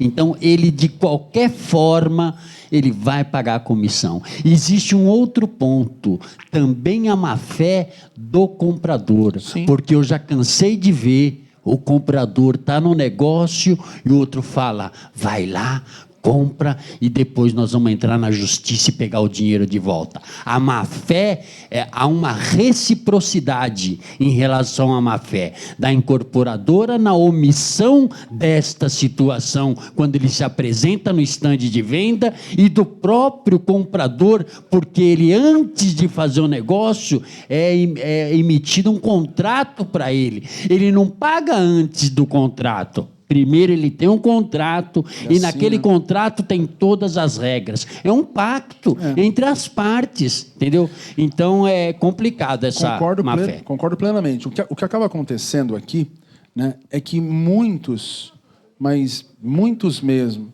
dos compradores, né, eles acabam alegando o quê? Que mesmo que eles se manifestassem, se eles se manifestassem formalmente, por exemplo, notificassem ao vendedor ou a incorporadora, ou a imobiliária, não importa, dizendo, colocando, registrando no papel que estão pagando, mas são contrários a isso. Tudo bem? Eles dizem que uma manifestação como essa poderia gerar simplesmente a negativa do negócio. Né? Então, ou você paga quieto, ou você não tem um negócio. É o que muitos argumentam. E aí vai depender muito caso a caso. Volto a dizer, esse é um dos argumentos também, como eu falei, que são decorrentes do que eu falei, naquele grupo de fundamentos que sustentam a tese das incorporadoras. A tese que está sendo lá discutida no Superior Tribunal de Justiça, entendeu? É um desdobramento, você tem razão. Fala, querido. Boa noite, Gilberto. Gostaria primeiramente agradecer a sua palestra. Muito obrigado. Esse é um assunto que está se pautando agora por algumas decisões, mas ele é coisa antiga, né? Sim, opa. Essa briga já é meio velha. Mas tem um outro ponto que eu gostaria de colocar aqui, que não foi falado, até você no finalzinho explicou, que é o caso... Essa briga, eu entendo como não é uma briga dos corretores. Não.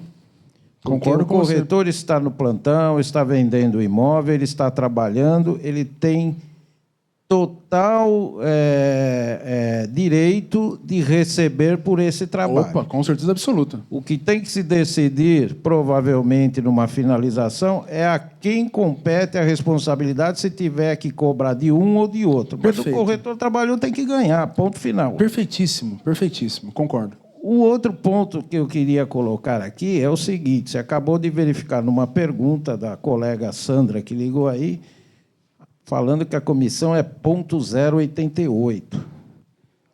Eu acho isso, que me desculpe a colega, é uma vergonha trabalhar por uma comissão dessa. Ela deve ter falado do rateio, né? É rateio, mas que seja. A nossa tabela não especifica isso. Tá? Venda de imóvel de 6% a 8%, pode ser até pouco mais, não pode ser menos. Sim. Isso deve constar em contrato. Então, em stand de venda que eu já trabalhei, muitas vezes acontece o seguinte: o corretor que está lá de plantão, ele não está recebendo esses 6%. Ele recebe 4%, 3%, 2%, porque já tem que dividir com alguém lá de dentro que é funcionário da construtora ou da incorporadora. Então, essa é uma parte questionável aí. E a coisa se processa dessa forma. Eu acho errado também esse sistema de rodízio que se faz dentro do stand. Independentemente disso, era mais fácil colocar todos numa sala, quando chega o cliente e fala: olha, nós temos esses corretores que vão lhe atender. Quem a senhora quer? Que já seria um avanço no sentido de você combater o argumento de que não houve uma contratação voluntária. Não resolveria o problema, mas já seria um passinho a mais, né? É uma situação já um pouco diferente. Ela passou a escolher. Sim. Então, eu gostaria que você comentasse alguma coisa, principalmente com esse fato desse rateio. E, aliás, também não impede do cliente chegar a um stand em companhia de outro corretor. Sim. Que muitas vezes ele se antecipa, que seria o lógico e mais ético, em falar com alguém que é o responsável pelas vendas, que vai levar um corretor. E essa pessoa costuma falar: olha, vai ter um corretor lá no dia de plantão, você poderá vir, mas a sua comissão será rateada com o corretor de plantão, que só tende a ajudar. Sim. Sim. Né? Existem algumas particularidades de acordo com cada stand, não são todos iguais. Sim, sim. Então, eu gostaria que você falasse alguma coisa. Nesse caso aí da briga da comissão, como é que faz? Porque, às vezes, tem um corretor que é da incorporadora. Sim, sim, vamos falar disso já. E, às vezes, é terceirizado. Belíssima pergunta. Eu queria te fazer, fazer uma sugestão. Alguém tem alguma pergunta próxima dele? Para a gente poder responder em bloco, eu estou falando. Pode ser? Meu nome é Celso. Ô, Celso, boa noite, tudo bem? Parabéns aí, tudo bom? Muito obrigado. Eu não trabalho com imóveis novos, nunca trabalhei, mas em cima um pouco do que ele falou e de tudo que você falou, a gente vê na rua hoje, os corretores viraram distribuidores de panfletos, praticamente. Então, eu vejo muita gente distribuindo panfleto na rua. Sim. Se eu sou um cliente, eu pego esse panfleto e vou procurar esse corretor no estande. Belíssima pergunta. É mais ou menos o que ele está falando. Belíssima pergunta. E o corretor conseguir amanhã... Vamos dizer, eu desisti do negócio e entrei na justiça. Mas o corretor provar que eu fui lá através de um documento que eu entreguei. Quer dizer, eu fui procurar ele especificamente. Sim. Se ele conseguir provar isso, o corretor provar isso, ele se livra dessa questão da venda casada? Então, belíssima pergunta. Eu vou fazer as respostas em bloco rapidamente, então, e já abro para o colega ali. Tá? Você segura aí o microfone? Então, vamos lá. Seguinte, vamos lá. Começando pelo... Qual o nome do colega? Jairo. Jairo fez uma colocação muito pertinente. Existe todo um regramento no que se refere ao percentual mínimo de corretagem imobiliária. O que normalmente se discute? Se discute o seguinte: tudo bem, houve esse rateio todo entre a equipe de vendas, aqueles que participaram, né? Aliás, esse fato responde por outro argumento que os consumidores usam. Quando você pega a planilha de cálculo, você tem ali 10 nomes, entre pessoas jurídicas e pessoas físicas. E o cara fala, eu não conheço ninguém. Só conheço um. E para falar a verdade, foi agora que eu descobri que o nome dele é João da Silva. Porque lá no dia do atendimento, ele me atendeu como Pardal. Né?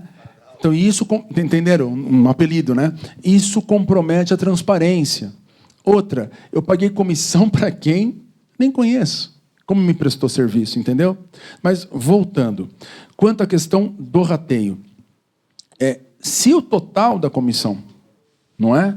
Foi respeitado, né, o que foi pago a título de comissão, respeitou os percentuais fixados, não é? Eu até entendo que não tem lá grande problema você falar de um rateio entre várias pessoas, desde que todas essas pessoas sejam corretores, porque você pagar comissão para quem não é corretor não pode, né? Exato, né? Corretor, e que faça parte da equipe. Porque, por exemplo, ali acaba favorecendo todo mundo trabalhou para aquela venda sair, não é? Então, não, pensando nessa ideia, eu quero dizer. Se você pensar nessa ideia, eu sinceramente não vejo problemas maiores. Todos participaram, né, da estrutura da venda, todos vão receber. O problema é quando isso não acontece. Quando isso não acontece, o que vai estar se caracterizando é um pagamento de uma comissão a menor, não é? Inferior àquilo que, no mínimo, é devido àquele corretor. O grande problema que depois se encontra nas discussões judiciais sobre isso é que, a tabela do CRES fixa esse percentual mínimo. Mas esse percentual, se ele for violado, ele gera infração ética ou ilegalidade?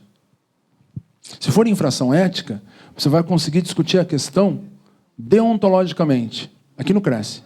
Tudo bem? Pode ter punições severas. Agora, em termos civis de recebimento da diferença da comissão, você não tem. O que é mais comum, e aí a gente costuma levantar a situação e conseguir o recebimento das diferenças devidas ao corretor, é quando você tem ali, me desculpe, um contrato. O contrato pode ser, inclusive, verbal isso daí, se você conseguir provar de modo cabal, que prevê que o teu pagamento, a tua comissão é de tanto. E depois, na hora que o negócio sai, a comissão é cortada, que também é comum. Combina-se com o corretor um percentual, só que na hora que fecha o negócio, paga outro. Mas note bem, tem aquele... Aí a conversa realmente vai para um lado de que o corretor teve um inadimplemento caracterizado em seu desfavor, ele tem créditos que não foram pagos integralmente, ele pode pleitear a diferença. Esse é o ponto. Sobre a questão de procurar o corretor específico com o folheto. Sim. Um dos grandes argumentos dos consumidores é justamente que eles não podem escolher o corretor. Se você foi procurar aquele corretor especificamente, você acabou de demonstrar pela sua conduta que você foi procurar o corretor. Então esse argumento já caiu. Concorda? O argumento já caiu.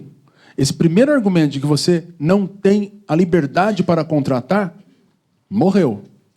O grande problema que existe, tem que provar, o grande problema prático que existe aqui é que, não raro, no folheto não fica claro o suficiente que aquele nomezinho que está ali é um corretor de imóveis. Está lá claro, nome dele, corretor, cresce, entendendo? Sim, mas não está claro. Colocar o nome do cara e o crescezinho do lado não adianta, entendeu? Agora, se há um negócio claro, bonito, tranquilo, em que sentido? Qualquer pessoa, o homem médio, a pessoa natural comum, qualquer um de nós aqui, por mais desatento que seja, perceberia que aquela pessoa é um corretor de imóveis. Como que você vai poder argumentar que você não teve liberdade para contratar o corretor que lhe fosse do interesse? Deu para entender? Aí já dá uma fortalecida para essa tese.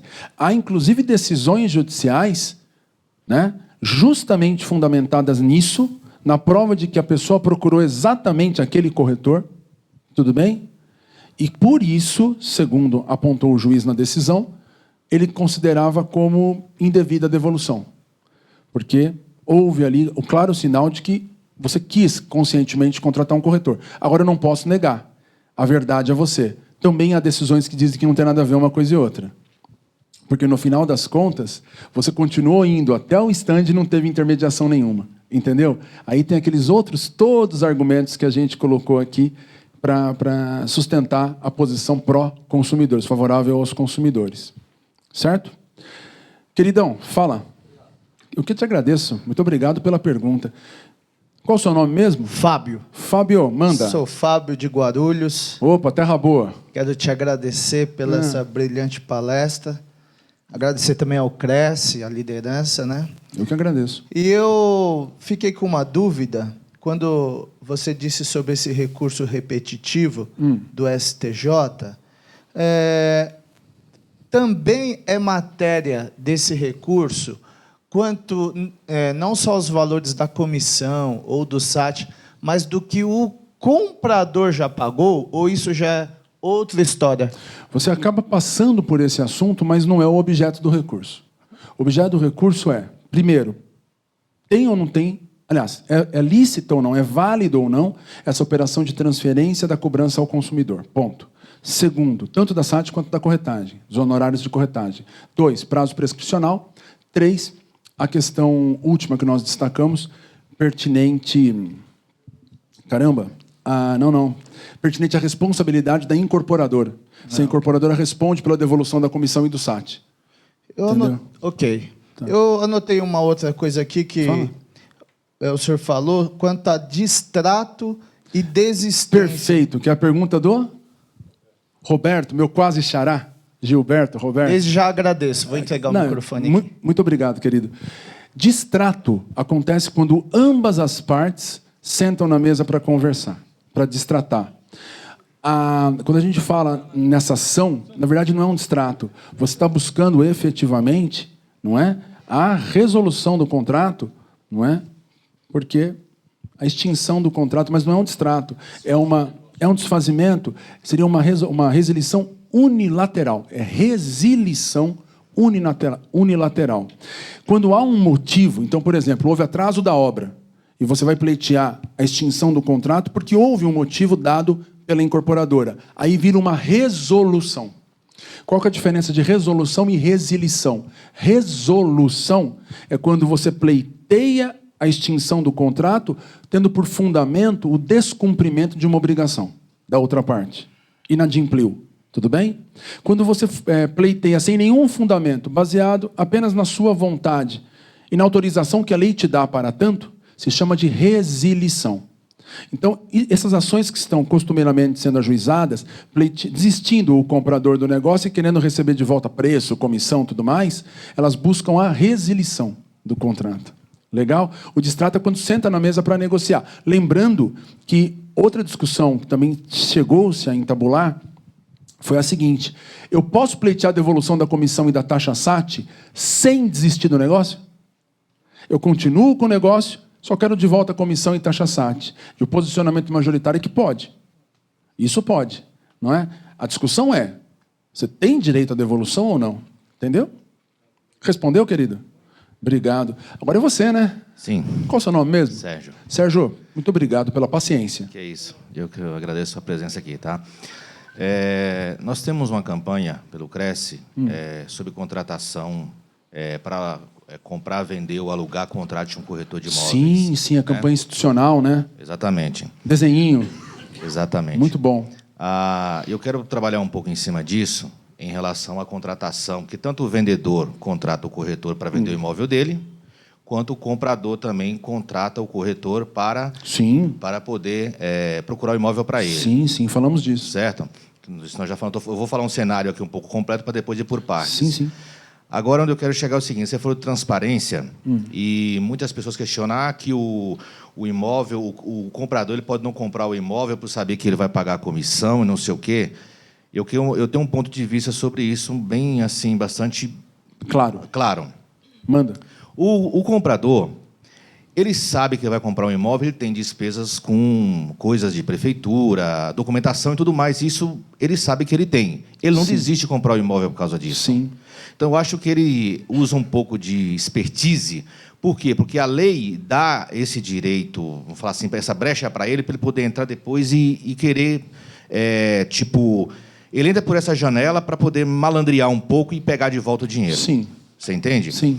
Entendi. Então, o meu ponto de vista é o seguinte, acho que a gente tem que trabalhar de uma forma que ele fique sabendo transparentemente... Desde o começo. Desde o começo. Sim. Enfraquece muito a tese do autor. Exatamente. Agora, aí tem uma outra pergunta que me deixa dúvida, é o seguinte, se eu tiver Sérgio, segura a pergunta só um pouco, só para não deixar passar, senão é perigoso eu esquecer. Tá. Sabe o que não adianta ter? Sabe a proposta? Diga- Impresso da proposta? Sim. No meio daquele monte de coisa escrita, em letras miudinhas, colocar, né, que fica divertido o comprador, o proponente, né, que não vai ter direito à devolução da comissão, que Sim. ele está contratando o corretor, etc. Parou. Aí não. Agora, se você imagina que você faça uma comprovação documental de que todo o procedimento foi claramente demonstrado para ele. Isso, não é? Claro mesmo, letras destacadas no documento inicial, não é? Desde o começo a proposta preenchida, já destacando o que é comissão, o que é, não é, o valor do preço. Sim. Não vou dizer para você que resolva. O IDEC diz que, mesmo que tudo isso seja muito claro, ainda assim não pode. Por que o IDEC diz que ainda assim não pode? Ele diz que não pode a transparência, a informação, legitimar uma ilegalidade. E por que Não eles... pode, aí tudo bem. Entendeu? Porque eles estão defendendo que ponto de vista, Sérgio? Que de jeito nenhum é possível transferir ao consumidor. Que de qualquer forma o consumidor está sendo coagido a pagar algo que não é devido por ele. Aí eles continuam. Por quê? Porque não foi ele que contratou, por aquele monte de outros fundamentos. Mas ele não contratou se ele não assinou o papel. Independentemente disso, diz o IDEC, estou colocando outro lado para você, Tá. diz o IDEC, que, dentre outros órgãos, tá? Que se você leva ao consumidor, não é? Esta imposição, entre aspas, não é? Ele não vai ter como não assinar. Ou ele assina, ou ele não compra. É o padrão dele. É o padrão. E outra coisa, é um contrato de adesão, eles falam, no qual se impõe a contratação, na verdade nem a contratação, se impõe um pagamento, porque quem contratou aqueles corretores não foi o consumidor, foi o vendedor, foi a incorporadora, entendeu? É uma forma de, por uma pseudo-transparência, só para concluir, fantasiar ou encobrir uma ilegalidade.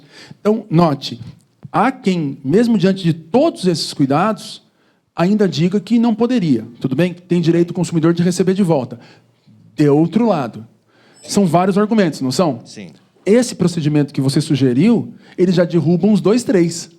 Então, perceba, aqui no xadrez desse tipo de negócio, quanto mais argumentos você for derrubando do outro lado, Sim. mais frágil... Mais enfraquece. Se você já tem, mesmo sem nenhum desses cuidados, uma parte razoável da jurisprudência favorável ao reconhecimento de que pode licitamente ser transferido ao corretor este dever de pagar a comissão, imagine se você tomar esses cuidados. Tá. A minha dúvida, talvez não é nesse cenário de incorporação na Sim, sim. planta, é de imóvel já pronto. Certo. Se eu tiver que, se o comprador não me dilubriar, ele não me pagar, de que forma eu posso cobrar isso do vendedor? Porque as duas partes podem ser Saindo da envolvidas. incorporação? Sim, saindo da incorporação. Mas aí, saindo da incorporação, normalmente quem paga é o vendedor mesmo, né? Sim. Sempre. Mas tem a Sempre ressalva, não, mas normalmente. Mas tem a ressalva também você ressalva salvo se for contratado as partes do vendedor. Se for se você contratou, se o comprador te contratou e o seu contrato de honorários é com o comprador, você não tem como cobrar do vendedor. Entendi. A não ser que você, na hora do fechamento do negócio, certo? Certo. Contrate, clausule com o vendedor que ele vai responder pela comissão. Senão... Entendi. Tá. Não, ok. Tá. Só para entender. Obrigado, viu? E eu, tem Doutor mais Gilberto, alguma? temos aqui o nosso amigo corretor Santos, tem uma pergunta para o senhor. Tá, vamos lá. O André está aí, não? Não, né? Boa noite, Gilberto. Coloca... Obrigado aí pela presença, pelo esclarecimento. Eu que Você agradeço, colocou muito Santos. bem essa situação. Mas eu acho assim que está muito claro os fatos, né? Eu acho que está havendo muita discussão de um assunto, né, que poderia ser resolvido de uma outra forma, porque a comissão é devida ao corretor. Esse valor que o incorporador divulga no mercado, informa, depois, quando você faz o contrato, um valor menor do imóvel e a comissão fora, isso aí é uma propaganda mentirosa que aí já pode derrubar. Então, o correto é justamente fazer o negócio pelo valor que foi oferecido e a comissão ser paga Pelo por quem vendedor. ofereceu. Tá? Sim. Esse é o ponto. Agora, sobre a SAT, eu acho que também... Só um segundo. Essa é uma das correntes. Sim. Né? Ok. Agora, sobre a SAT, existe um erro aí de interpretação. Serviço de assessoria técnica imobiliária. A pessoa tem que conhecer, porque esse serviço ele envolve muito trabalho e sempre tem, como você disse muito bem, uma empresa ligada à incorporadora ou uma empresa parceira. Sim. Essa empresa ela trabalha de forma a buscar um crédito imobiliário para aquele comprador ou até sacar o fundo de garantia. Existe toda uma demanda, né, um trabalho... Santos, espera aí. Aí está indo para um outro lado. Quando isso acontece, é inegavelmente devido o pagamento. O problema é que nem sempre acontece isso.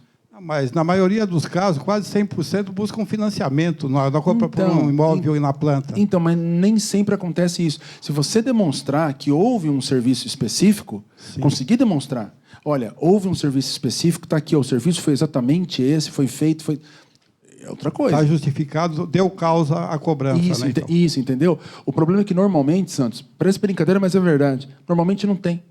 Ou se tem, na hora da defesa da empresa, não alega nada. Não consegue demonstrar o que foi feito, né, para merecer o pagamento daqueles honorários. Deu para você perceber? Aí, amigo, cobrei um serviço e não entreguei o serviço, devolve o dinheiro. Okay. Você entendeu? É isso. Mas você tem razão, perfeito o que você falou. Okay. Pelo menos na minha opinião, né? Okay, aqui eu vou me posicionar. Eu falei que não ia me posicionar, mas no final... Obrigado, Gilberto. Beleza, Santos? Senhoras e senhores, eu deixei meus contatos aqui. Se tiver alguma questão, tanto os colegas presentes quanto que nos acompanham pela TV Cresce, alguma questão pendente para ser conversada, os contatos estão aqui, né? Telefone, inclusive, está à disposição. Fico realmente envaidecido por ter recebido o convite e tido a oportunidade de trocar essas ideias com vocês e com vocês também, que nos acompanham pela TV Cresce, pela internet, me colocando à disposição de todos, repito, para continuarmos esse debate. Né? Inclusive, uma colega que Doutor acabou... Gilberto, só mais uma pergunta, pode ser? Pode. Temos aqui o internauta, rapidamente, o nosso amigo corretor Wilson, São Bernardo do Campo. É meu conterrâneo. Seu conterrâneo, vamos lá, não poderíamos deixá-lo. Vai lá. Doutor Gilberto, por que a comissão é de 6% e na incorporadora é 1,8%? Presumo que ele faça essa a mesma pergunta questão com base no rateio de honorários. É a mesma questão. Na verdade, o que tem que ser visto é qual que é o percentual representativo do complexo da comissão e não aquilo que é pago especificamente para cada um dos envolvidos. A pergunta que você me fez, Wilson, é basicamente a mesma que o colega que me foge o nome agora, né, peço desculpas pela indelicadeza do esquecimento do nome do colega. Oi? Wilson. Desculpa, pensei. Então, que ele havia feito há pouco. O problema do percentual ser menor do que os fixados pelo próprio Cresce, né, ou pelo COFES, melhor dizendo, no duro ele está muito mais ligado ao valor total que é pago a título da comissão do que o quanto é pago para cada corretor. Se vários corretores efetivamente participaram de uma estratégia de vendas e, por isso, fazem jus ao recebimento de percentuais previamente contratados, na somatória desses percentuais, chegando ao total, me parece que não há grandes ilicitudes aqui. O problema é desvirtuar isso. Diminui a sua participação para pagar uma parte para profissionais que nem participaram da operação, ou pior, muitos deles nem corretores de imóveis são. Aí não tem como. Aí realmente complica, e as consequências são aquelas que eu já destaquei na resposta à pergunta do colega, pergunta anterior. Tá ok? De toda forma, eu coloco tanto para o Wilson, tem mais alguma pergunta, meu caro? Não. Quanto para os demais colegas, né, que estou à disposição para a gente continuar discutindo. Meus telefones estão aqui, não se sintam constrangidos, porque é sempre um prazer e uma honra para mim, na correria do dia a dia, dar aquela paradinha para conversar com os amigos, né? Considero que todos aqueles que deixam a sua vida por alguns segundos ou alguns minutos para me ouvir falar merecem todo o meu tempo e toda a minha consideração nesses momentos de troca de ideias. Então, fiquem à vontade, será sempre uma honra. Aqui pelo Facebook, eu indiquei a minha fanpage, né? A minha página no Facebook. Eu costumo divulgar nessa página todos os cursos que a gente vai ministrar por aí afora. Então, via de regra, nós estamos, por exemplo, aqui em São Paulo, sobre esse tema, comissão de corretagem, cumprimento na planta, nosso próximo curso será no Legale Cursos Jurídicos, né? Então, já fica o convite, quem tiver interesse, acompanhar pela fanpage, é só entrar nesse endereço, clica em curtir, que todas as minhas postagens serão disponibilizadas na linha do tempo daquele que curtiu via Facebook, né? Então, a gente pode continuar se conversando por aí. Vai ser uma honra reencontrar os colegas aqui presentes e os colegas que nos acompanharam pela TV Cresce em outras paradas para falarmos um pouco mais profundamente sobre os temas do direito imobiliário. Tá ok? Então, mais uma vez, eu queria desejar que Deus abençoasse a todos vocês, né? Que bons ventos consigam conduzi-los pelas estradas da vida, que as luzes da vida possam iluminar as faces de todos vocês e que até o nosso próximo reencontro Deus possa cuidar de cada um, mantendo-os na palma das suas mãos. Tudo bem? Até a próxima, gente. Valeu, hein? Uma salva de palmas.